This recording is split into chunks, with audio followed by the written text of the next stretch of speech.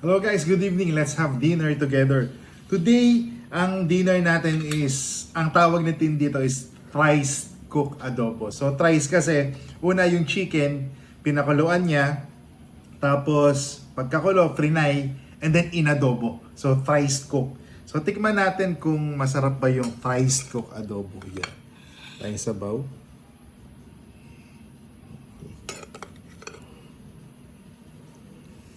And then of course, yung chicken na boiled, ay parang to gusto ko. Boiled, fried, and then inadobo.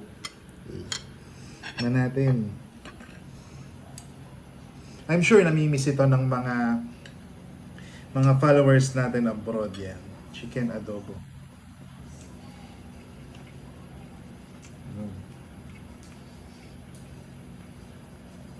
Sarap.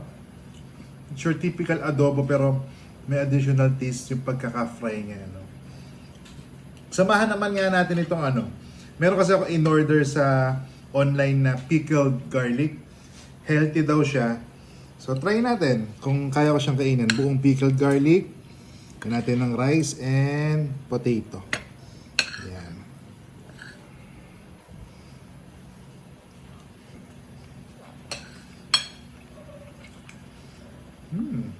Wow.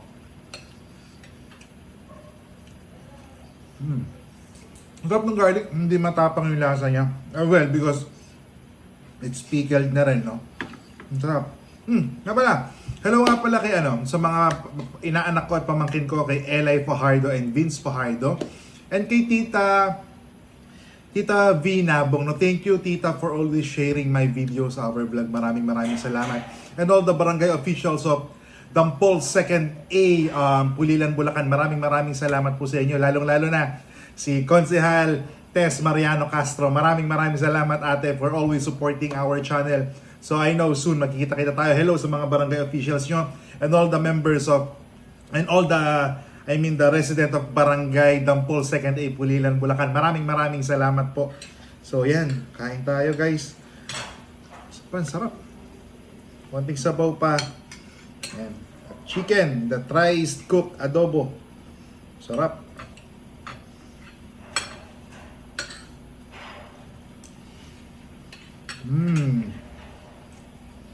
Pinoy na Pinoy ang lasa.